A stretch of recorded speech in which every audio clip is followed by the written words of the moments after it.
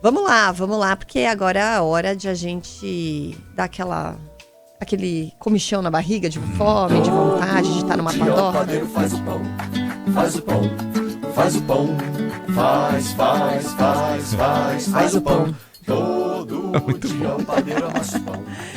Bom, vamos lá, porque hoje, no segundo episódio da série especial sobre padarias centenárias, a gente vai falar sobre um local icônico que já foi até palco de atos revolucionários, viu, seu Nonato? Pois é, a capital fluminense é casa para diversos estabelecimentos de panificação e principalmente de confeitarias também.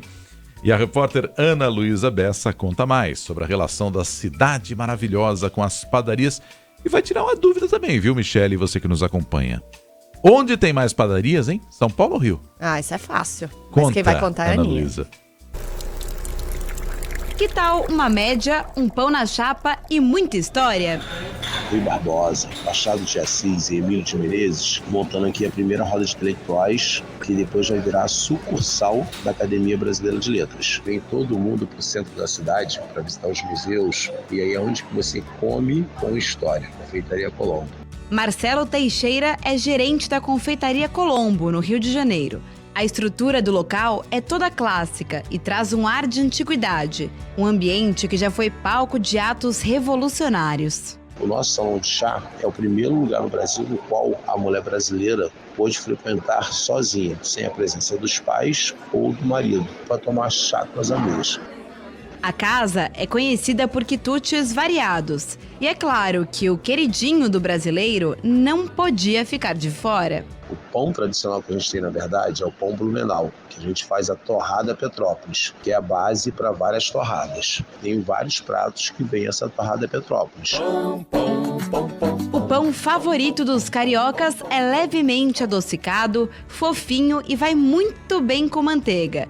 Se assemelha a um brioche. Há quem chame de pão Blumenau e há quem chame de pão Petrópolis. Mas afinal, padaria ou confeitaria? É tudo a mesma coisa? Quem explica é Paulo Roberto Diniz, diretor da Federação das Indústrias do Estado do Rio de Janeiro e proprietário de uma padaria. No caso aqui do Rio de Janeiro, confeitaria e padaria estão sempre juntos. É muito difícil de você encontrar uma padaria que seja só padaria, que não tenha uma torta, um doce, um pão doce. Toda padaria é o contrário, uma confeitaria. Mas hoje já tem segmentos que são só padarias, ou seja, elas estão muito focadas em pães de fermentação natural e ali não vendem doce, tortas. Esse modelo é só padaria. A paulista Fabiana Alves morou por 13 anos no Rio de Janeiro e sentiu falta da cultura da padaria na capital fluminense. Bom, já começa que no Rio não tem padaria. Isso foi uma das coisas que eu sofri muito por não ter padaria. Minha experiência como paulista no Rio de Janeiro não se come com frequência porque não tem padaria. Claro que, em números absolutos, qualquer cidade terá menos padarias se comparada a São Paulo, mas, proporcionalmente, os números também mostram isso. Segundo a Federação das Indústrias do Rio de Janeiro, a capital fluminense tem 1.857 panificadoras. Já em São Paulo, são 5.200. Levando em consideração o tamanho da população das duas cidades, o número paulistano representa 52% a mais. Culturalmente, o carioca, pelo que eu vejo, não tem essa cultura. Aí você perguntou, o carioca tem costume de ir à padaria? Eu acho mais que o carioca tá ligado ao boteco, né? O boteco tem um cara esquina, um mais famoso que o outro. Tenho memória de ir na padaria sim, mas quando eu ia no centro do Rio com meu pai, parar numa padaria, pedir pão na chapa.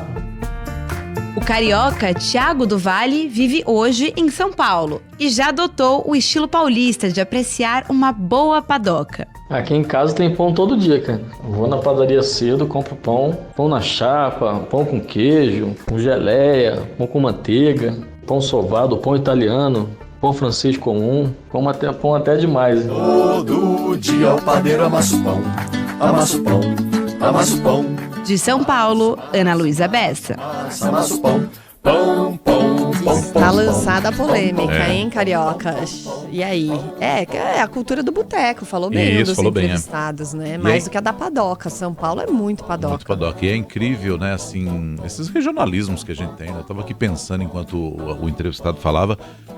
Se vê um gringo pra cá, ele entra numa padaria e você fala, uma média com um pãozinho na chapa na entrada. Que diabo é isso, né? De entrada, de saída, não sei o quê. Que média e por aí vai. É muito maluco isso. É verdade, muito bom. é verdade.